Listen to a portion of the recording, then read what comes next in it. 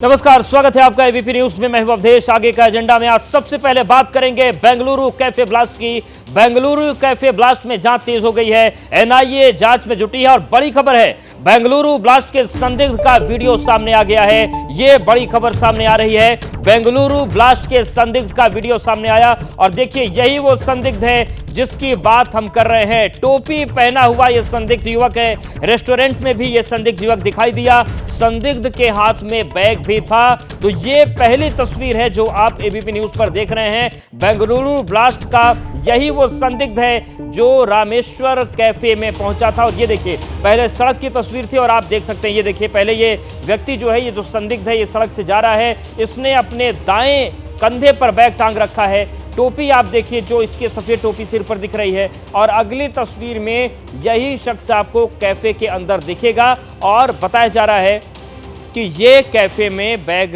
रखकर चला गया था। तो चलिए आपको दिखा देते एक बार, थोड़ा विस्तार से बताते हैं कि किस तरीके से तस्वीर सामने आ रही है। जो संदिग्ध की तस्वीर देखिए, यही वो संदिग्ध है जो सड़क पर जा रहा है। देखिए जो सफेद टोपी है इसने पहन रखी है और ये आगे बढ़ता है और उसके बाद यही वो व्यक्ति है, देखिए जो रेस्टोरेंट के अंदर नजर आ रहा है, वही व्यक्ति, उसकी ये सफेद टोपी आप देखिए, ये सड़क से आगे बढ़ रहा है। और जो दूसरी रामेश्वर कैफे की तस्वीर सामने आएगी उसमें भी आपको यही सफेद टोपी नजर आएगी और बैग जो लेकर ये पहुंचा था, यही बैग लेकर जो इसने अपने दाहिने कंधे पर टांगा हुआ था, यही बैग लेकर इसने कैफे में रखा। आप देखिए इसने ऑर्डर किया, ऑर्डर लेने के बाद उसने बैग वहां पर छोड़ा और बैग छोड़कर चला जा रहा है। माना जा रहा है कि यही वो शख्स है जो आपको स्क्रीन पर दिख रहा है, इसने ही बैग वहां पर छोड़ा और उसके बाद ये पूरी तस्वीर सामने आ गई। और चलिए अब बात करते हैं कि बेंगलुरु केस में मास्टरमाइंड कौन है। ब्लास्ट कहां हुआ? रामेश्वरम कैफे में हुआ। शुक्रवार दोपहर 12:56 पर हुआ और आईडी का ये इस्तेमाल किया गया था, यानी कि इंप्रूव्ड एक्सप्लोजिव डिवाइस, लेकिन इंटेंसिटी लो थी और 9 लोग इस ब्लास्ट में घायल हुए थे। और देखिए हम ये तस्वीर उस वक्त की दिखा रहे हैं जब ये धमाका हुआ तो आईडी का इस्तेमाल हुआ। और आईडी का इस्तेमाल होने का सीधा सा मतलब है कि इसमें कोई बड़ी साजिश तो है। भले ही जो ब्लास्ट की इंटेंसिटी थी वो कम थी, लेकिन यहां पर आईडी का इस्तेमाल बताता है कि कुछ यहां पर गड़बड़ी, कुछ साजिश की गई है। बेंगलुरु में कैसे ब्लास्ट को अंजाम दिया गया, कैमरों में जो संदिग्ध दिख रहा है वो कैसे कैफे में पहुंचा, इस पर हमारे संवाददाता आशीष की एक रिपोर्ट देखिए। रामेश्वरम कैफे में हुए धमाके को लेकर एक सीसीटीवी काफ़ी अहम सुराग के रूप में सामने आया है और हमारे पीछे आप देख सकते हैं यही वो सीसीटीवी कैमरा है। रामेश्वरम कैफे से कुछ दूर पे, करीब 100 मीटर की दूरी पे लगा हुआ ये कैमरा है। इसी कैमरे में जो संदिग्ध है वो कैप्चर हुआ। अभी तक की जानकारी के मुताबिक करीब 11:30 पर यह संदिग्ध, जिसने टोपी लगा रखी थी, जिसके कंधे पर एक बैग था, वो रेस्टोरेंट में पहुंचता है। उसके बाद 11:36 पर वो कैश काउंटर पर पहुंचता है, वहां पर वो कुछ खाने का ऑर्डर करता है।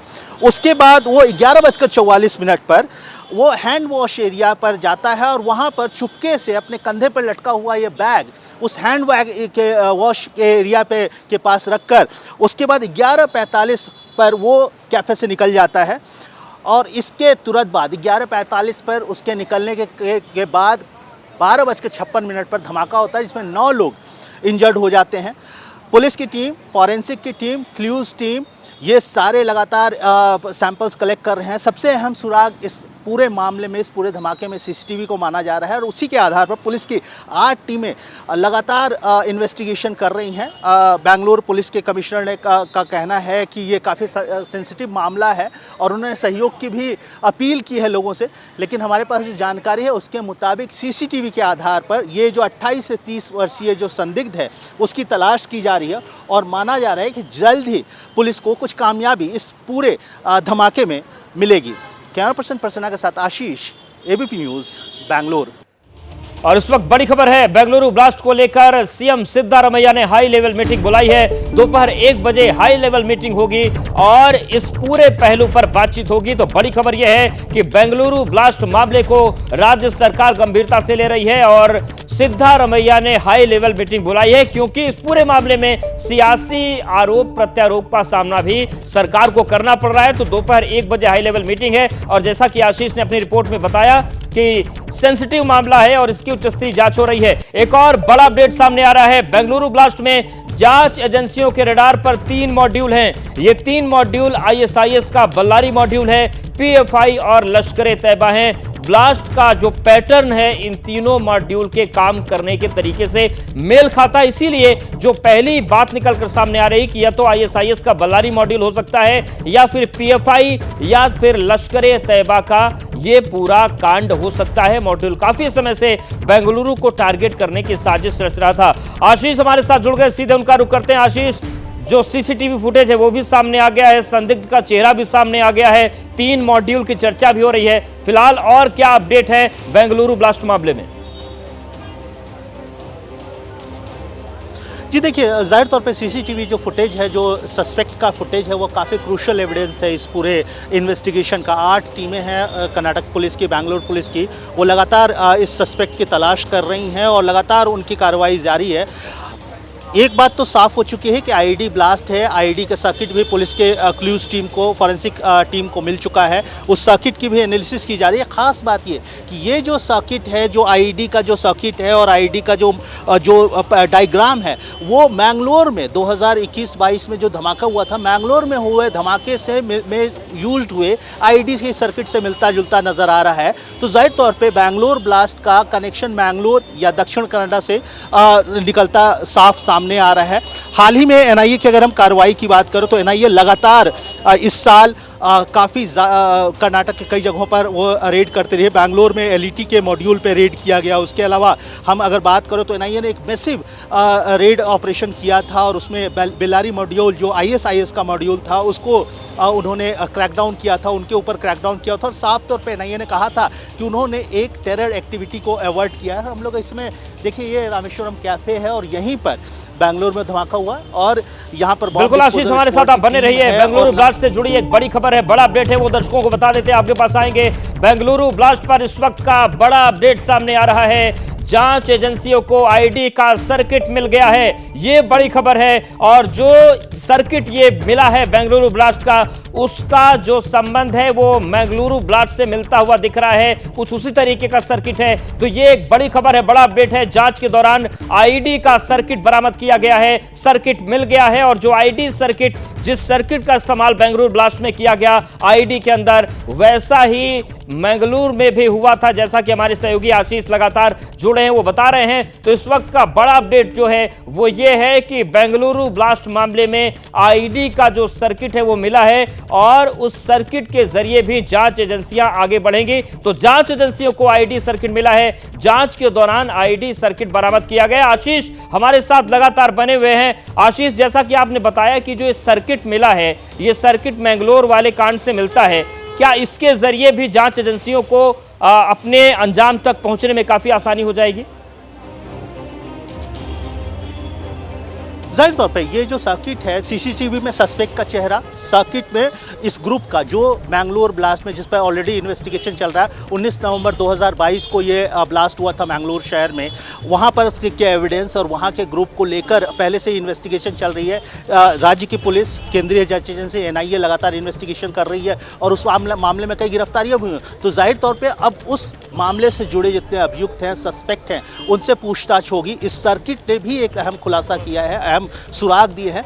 कनेक्शन साफ है मैंगलोर का, बैंगलोर के ब्लास्ट से। बैंगलोर का कनेक्शन दक्षिण कनाडा से। दक्षिण कनाडा की बात करें तो वहाँ आपको मालूम होगा कि हमेशा से वहाँ पर रेडिकल एक्टिविटी के लिए लगातार एजेंसीज काम करती रही और काफ़ी हमेशा हाई अलर्ट पे रखा गया रही है दक्षिण कनाडा में एजेंसीज, और लगातार रेड होती रही हैं पिछले कई सालों में। अगर हम दक्षिण कनाडा की बात करें तो दक्षिण कनाडा का जो एरिया है, सिर्फ कर्नाटक ही नहीं, केरला में जो पीएफआई और आईएसआईएस का मॉड्यूल है, जिस पर हालिया महीनों में एनआईए ने कार्रवाई की थी, वहाँ से भी इनके कनेक्शन मिलते जुलते नजर आए हैं। कोयम्बतूर तमिलनाडु में जो ब्लास्ट हुआ था, वहाँ से भी कनेक्शन निकला था दक्षिण कनाडा का। तो जाहिर तौर पे ये दक्षिण भारत में जो आईएसआईएस का एक मॉड्यूल काम कर रहा था, जिस पर लगातार एजेंसीज काम कर रही हैं, उन पर क्रैकडाउन कर रही हैं, उससे इस बैंगलोर ब्लास्ट का संबंध होने की बहुत ज़्यादा संभावना नज़र आ रही है। हालांकि पुख्ता तौर पर, आधिकारिक तौर पर अभी पुलिस अधिकारी कुछ बोलने पर से कतरा रहे हैं, बच रहे हैं। उनका कहना है काफ़ी सेंसिटिव मामला है और उनको सहयोग की उम्मीद की कर रहे हैं वो कि उनको चारों तरफ से सहयोग मिले। लेकिन हमारे पास इस बात की पूरी पुख्ता जानकारी है कि 8 जो टीमें हैं पुलिस की लगातार वो इस पूरे इन्वेस्टिगेशन को आगे बढ़ा रही है। बिल्कुल इन्वेस्टिगेशन आगे बढ़ रहा है आशीष, और इस वक्त हम वो तस्वीर भी दिखा रहे हैं एक्सक्लूसिव, जिस सर्किट की आप बात कर रहे थे, जो सर्किट मिला है और ये जांच आगे बढ़ रही है। बहुत शुक्रिया आपका हमारे साथ जुड़ने के लिए, जानकारी और अपडेट्स को देने के लिए। तो बेंगलुरु में जो ब्लास्ट हुआ उसमें अब तक क्या क्या हुआ है वो हम पूरी तस्वीर एक बार आपको समझा देते हैं कि किस तरीके से इस मामले में टाइमलाइन आगे बढ़ती है। 11:30 बजे कैफे में एंट्री होती है। 11:38 पर जो संदिग्ध है वो खाने का ऑर्डर करता है और उसके बाद 11:44 पर हैंड वॉश एरिया के पास बैग उसने छोड़ दिया। 12:56 पर कैफे में ब्लास्ट हो गया और जो ये पूरी तस्वीर है 11:44 पर बैग रखने के बाद 11:45 पर कैफे से बाहर संदिग्ध निकल गया था। लेकिन एक तस्वीर और भी है कि 11:44 पर हैंड वॉश एरिया में बैग छोड़ा जाता है और 12:56 तक किसी की नजर उस बैग पर नहीं जाती या फिर उस बैग को दरकिनार किया जाता है। ये सवाल भी उठता है, पूरे 1 घंटे तक बैग वहां पर रखा रहा और उसके बाद उसमें धमाका हो जाता है। वहीं इन सब के बीच बेंगलुरु में हुए धमाके पर अब जो तस्वीरें हैं वो हम आपको दिखा रहे हैं। देखिए रामेश्वरम कैफे में जिस तरीके से संदिग्ध पहुंचता है, उसने हैंड वॉश एरिया में बैग रखा और तस्वीर सामने आ रही है कि किस तरीके से वो सड़क से पैदल चलता हुआ आता है, उसके बाद बैग रखता है। 11:44 पर 12:56 पर धमाका हो जाता है और 9 लोग इसमें घायल हुए हैं। अब जांच में एनआईए की टीम जुटी है और उसके बाद ये पूरी तस्वीर निकलकर सामने आ रही है कि आईडी मिल गया। लेकिन तार कहां से जुड़ रहे हैं बेंगलुरु ब्लास्ट के, वो भी हम आपको बता देते हैं। 3 मॉड्यूल पर शक जा रहा है। पहला है आईएसआईएस का बेल्लारी मॉड्यूल, इसके अलावा पीएफआई का मॉड्यूल और लश्कर तैयबा। कैसे जा रहा है ये भी हम आपको बताते हैं। आईएसआईएस का जो बेल्लारी मॉड्यूल है, तीनों मॉड्यूल एक जैसे काम करते हैं। बेल्लारी मॉड्यूल के निशाने पर कई शहर रहे हैं। पीएफआई मॉड्यूल की बात करें तो तीनों मॉड्यूल का एक जैसा ब्लास्ट पैटर्न है। जुनैद अहमद और सलमान खान पर भी शक है, ये जो आरोपी हैं। इसके अलावा लश्कर तैयबा की अगर हम बात करते हैं तो बेंगलुरु को टारगेट बनाने की लंबे समय से साजिश चल रही थी और लश्कर का कमांडर है जुनैद और सलमान, इन पर ही शक जा रहा है। और ये जो तीनों मॉड्यूल है, जैसा कि अभी बात निकलकर सामने आई, हमारे सहयोगी आशीष ने बताया कि जो सर्किट मिला है वो मैंगलोर ब्लास्ट से जुड़ता है। ऐसे में ये बात निकलकर सामने आ रही है कि जरूर एक धमाके का दूसरे धमाके संबंध है, जिस तरीके से दक्षिण भारत में घटनाएं हुई हैं। बेंगलुरु में हुए धमाके पर कर्नाटक के deputy CM DK Shiv Kumar ने क्या कहा है, सुनवाते हैं आपको। ಇಂಟೆನ್ಸಿವ್ ಸ್ವಲ್ಪ ಕಡಿಮೆ ಇಂಪ್ಯಾಕ್ಟ್ ಇರುವಂತ ಒಂದು ಬಾಂಬ್ ಬ್ಲಾಸ್ಟ್ ಆಗಿದೆ. Heading this team more than 7-8 groups are already on the job. I think the entire details will be given by our police further on this issue. और चलिए अब बात करते हैं प्रधानमंत्री नरेंद्र मोदी के दौरे की, बंगाल से बिहार तक। पीएम नरेंद्र मोदी के पूर्वी भारत दौरे का आज दूसरा दिन है। आज भी प्रधानमंत्री मोदी पश्चिम बंगाल में रहेंगे, जहां पर वो नादिया का दौरा करेंगे और कृष्णानगर में एक रैली से पहले करोड़ों की सौगात देंगे। उसके बाद बिहार के औरंगाबाद और बेगूसराय पहुंचेंगे, जहां पर रैलियों के साथ साथ करोड़ों रुपए की परियोजनाओं का उद्घाटन और शिलान्यास करेंगे। प्रधानमंत्री नरेंद्र मोदी बंगाल को 15,000 करोड़ की बिजली, रेल और सड़क से जुड़ी परियोजनाओं की सौगात देने वाले हैं। तो बंगाल दौरे पर हैं प्रधानमंत्री नरेंद्र मोदी। दोपहर के बाद वो जाएंगे बिहार। लेकिन अगर हम पश्चिम बंगाल की बात करें तो कल हुगली में थे प्रधानमंत्री और आज नदिया का दौरा करेंगे। वो नादिया और कृष्णानगर में एक रैली से पहले करोड़ों की सौगात देंगे और उसके बाद वो बिहार के औरंगाबाद जाएंगे और औरंगाबाद के साथ ही साथ बेगूसराय भी पहुंचेंगे प्रधानमंत्री, जहां पर रैलियों के साथ साथ करोड़ों रुपए की परियोजनाओं का उद्घाटन और शिलान्यास करना है। प्रधानमंत्री मोदी पश्चिम बंगाल को 15,000 करोड़ की बिजली, रेल और सड़क से जुड़ी परियोजनाओं की सौगात दे रहे हैं और बंगाल दौरे के बाद प्रधानमंत्री बिहार पहुंचेंगे। कल झारखंड से दौरे की शुरुआत हुई थी। झारखंड के बाद पश्चिम बंगाल पहुंचे प्रधानमंत्री और झारखंड के बाद पश्चिम बंगाल और पश्चिम बंगाल में आज हैं। आज नादिया में कार्यक्रम है प्रधानमंत्री का और फिर बिहार पहुंचेंगे, जहां पर वो बेगूसराय जाएंगे और बेगूसराय के साथ ही साथ औरंगाबाद में भी रहेंगे। आज दूसरा दौरा है प्रधानमंत्री का, दूसरे दिन का। क्या क्या आज होना है वो हम आपको बता देते हैं। बंगाल से बिहार तक सौगात की बौछार है। तो दूसरा दिन 5,000 करोड़ की सौगात देने जा रहे हैं। बिजली, रेल और सड़क परियोजनाओं की सौगात देंगे और कृष्णानगर जो कि पश्चिम बंगाल में है वहां पर प्रधानमंत्री की रैली होगी। तो बंगाल दौरे में क्या क्या मिला, 5,000 करोड़ की सौगात उन्होंने दी। बिजली, रेल और सड़क की जो महत्वपूर्ण परियोजनाएं हैं उनकी सौगात बंगाल को मिलेगी। और इसके साथ ही साथ बिहार भी जाना है प्रधानमंत्री को। तो बिहार के औरंगाबाद से शशांक भी हमारे साथ जुड़ गए हैं। शशांक, आपके पास आ रहे हैं। जिस तरीके से आज औरंगाबाद पहुंचेंगे प्रधानमंत्री और उसके बाद बेगूसराय भी जाने का कार्यक्रम है, क्या क्या कार्यक्रम वहां पर हैं और क्या सौगातें मिलने जा रही हैं? देखिए, बिहार में फिर से एनडीए की सरकार बन चुकी है। एनडीए सरकार बनने के बाद पहली बार पीएम मोदी बिहार आ रहे हैं। आगे लोकसभा चुनाव भी है। सभी 40 सीट जीतने का लक्ष्य रखा गया है। मैं औरंगाबाद में मौजूद हूं। मंच तैयार है, तैयारियां पूरी हो चुकी हैं। कैमरा पर्सन विशाल से कहेंगे आपको तस्वीरें दिखाएं। 1 बजे पीएम यहां आएंगे और 4 बजे जो है बेगूसराय में कार्यक्रम है। इस दौरान पीएम मोदी औरंगाबाद में ही करीब 21,400 करोड़ रुपए की कई विकास परियोजनाओं का उद्घाटन और शिलान्यास करेंगे। बिहार को लेकर और क्या कुछ बड़ा ऐलान पीएम करते हैं, इस पर जो है सबकी नजरें टिकी हुई हैं। औरंगाबाद और बेगूसराय में नीतीश दोनों जगह उनके साथ जो है मंच पर रहेंगे। गया एयरपोर्ट पर पीएम का स्वागत जो है नीतीश करेंगे और हेलीकॉप्टर से वहां से साथ में वो पीएम के यहाँ औरंगाबाद जो है वो पहुंचेंगे। पीएम के निशाने पर आरजेडी रहेगी। जंगल राज की याद जो है पीएम दिला सकते हैं। भ्रष्टाचार, परिवारवाद, तुष्टीकरण पर भी जो है पीएम जो है वो बोल सकते हैं। और बिहार को लेके उनका और क्या कुछ एजेंडा है इस पर वो बात करेंगे। तो हमारी भी नज़र पीएम के संबोधन पर टिकी हुई है। जी बिल्कुल। और अब बंगाल दौरे पर प्रधानमंत्री हैं। नादिया थोड़ी देर में नादिया में भी उनका कार्यक्रम है, कृष्णानगर में है। नीरज हमारे साथ मौजूद है। नीरज, 15,000 करोड़ की परियोजनाओं की सौगात बंगाल को मिलने वाली है। कल हुगली में प्रधानमंत्री जमकर गरजे, जिस तरीके से तमाम मुद्दे थे उनको उठाए। आज क्या क्या होना है बंगाल में? देखिए, बंगाल में आज सरकारी कार्यक्रम है। 15,000 करोड़ की परियोजनाएं प्रधानमंत्री नरेंद्र मोदी आम जनता को देंगे। लेकिन इससे बड़ा बंगाल का पॉलिटिकल मैसेज है। पॉलिटिकल मैसेज क्या है कि जिस तरह से बंगाल में पिछले कुछ दिनों में भारतीय जनता पार्टी आक्रामक हुई है, महिलाओं के मुद्दे पर भारतीय जनता पार्टी ने घेरा है बंगाल सरकार को, आज वो उससे अछूता नहीं रहेगा। कल प्रधानमंत्री नरेंद्र मोदी ने आप देखा बंगाल में उन्होंने वो गरजे थे, ममता सरकार को उन्होंने घेरा था। आज फिर वैसा ही कुछ माहौल रहने वाला है। प्रधानमंत्री नरेंद्र मोदी एक बार फिर से आप देखिएगा नादिया के मंच से राज्य सरकार को घेरेंगे। न सिर्फ क्योंकि बहुत सारी ऐसी प्लानिंग है जो केंद्र सरकार से लागू तो है, लेकिन बंगाल एक ऐसा राज्य है जहां वहां अभी लागू ही नहीं, आयुष्मान कार्ड आज तक लागू नहीं हो पाया। तो ये बहुत सारे मुद्दे हैं जिन पर प्रधानमंत्री नरेंद्र मोदी आज फिर बिल्कुल तो कई चीजें हैं। नीरज जी हमारे साथ बने रहिए, कुछ और अहम खबरें जिस पर आपसे अपडेट लेंगे। बड़ी खबर है, लोकसभा चुनाव के ऐलान में अब मैच चंद दिन ही बाकी है। लगातार तीसरी बार सत्ता में आने की कोशिश में जुटी बीजेपी में उम्मीदवारों को लेकर मंथन का दौर चल रहा है। देर रात पार्टी अध्यक्ष जेपी नड्डा और गृह मंत्री अमित शाह के बीच मुलाकात हुई। बताया जा रहा है कि उम्मीदवारों की पहली लिस्ट तकरीबन फाइनल है और कभी भी ऐलान हो सकता है।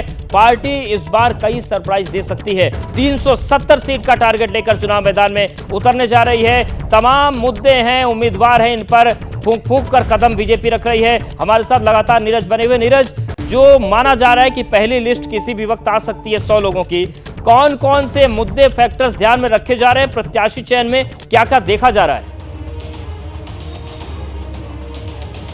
जी बिल्कुल, आप सही कह रहे हैं। कल देर रात तक एक बैठक चली जिसमें गृह मंत्री अमित शाह और भाजपा के अध्यक्ष जेपी नड्डा मौजूद रहे। इस बैठक में माना जा रहा है 2 बड़े विषय हैं। एक तो ये कि लोकसभा टिकटों को लेकर जो ऑलरेडी मंथन हो चुका है उस पर कितने लोगों को पहली सूची सामने लाते हैं, और दूसरा बड़ा मुद्दा है हिमाचल। तो माना जा रहा है कि लोकसभा चुनावों के लेकर जो पहली सूची है वो आज देर शाम तक कभी भी सामने आ सकती है। और इसमें माना जा रहा है कि करीब अब 125 के आसपास नहीं बल्कि इससे और आगे बढ़कर, चूंकि भारतीय जनता पार्टी बिल्कुल नीरज जी, इस बीच एक बड़ी खबर आ रही है, उसका रुख कर लेते हैं। सांसद गौतम गंभीर ने एक ट्वीट किया है। एक्स पर उन्होंने पोस्ट लिखा है। बीजेपी सांसद गौतम गंभीर ने पोस्ट किया है और लिख रहे हैं राजनीति से मुक्त करने की अपील। तो राजनीति से खुद को मुक्त करने की अपील कर रहे हैं। उन्होंने लिखा, मैंने पार्टी अध्यक्ष जेपी नड्डा से अनुरोध किया है मुझे राजनीतिक कर्तव्यों से मुक्त करें। ये गौतम गंभीर ने एक्स पर पोस्ट किया है। तो बीजेपी सांसद गौतम गंभीर का ट्वीट सामने आया और देखिए यही वो पोस्ट है जिसमें उन्होंने लिखा है कि मैंने पार्टी प्रेसिडेंट जेपी नड्डा से ये अपील की है कि मुझे जो राजनीतिक दायित्व है, जो राजनीतिक कर्तव्य और जिम्मेदारियां हैं, उनसे मुक्त करें। और लास्ट में लिखते हैं जय हिंद। तो राजनीतिक कर्तव्यों से मुक्त किया जाए। और नीरज हमारे साथ बने हुए लगातार। नीरज, ये जो बात गौतम गंभीर कह रहे हैं, ये क्या इशारा है? उन्हें टिकट मिलेगा नहीं, या फिर वो चाह रहे हैं कि वो चुनावी राजनीति में रहना नहीं चाहते?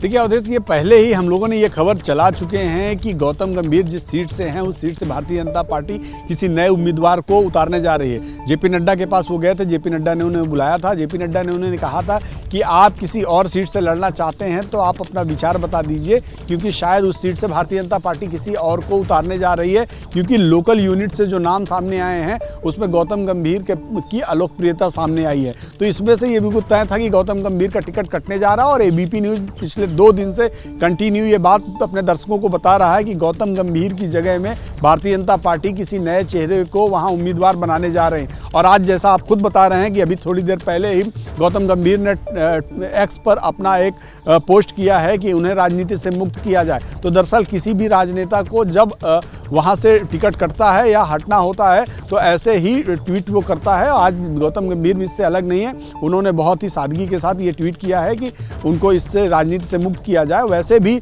आमतौर पर देखा गया है कि जितने जो प्लेयर या सेलिब्रिटीज आते हैं वो एक से दूसरे चुनाव तक में उनकी स्थिति खराब हो जाती है, क्योंकि उनका अपना बहुत सारा दूसरा काम होता है जिसकी वजह से जनता के बीच में अलोकप्रिय हो जाते हैं। तो गौतम गंभीर भी उससे अछूते नहीं हैं।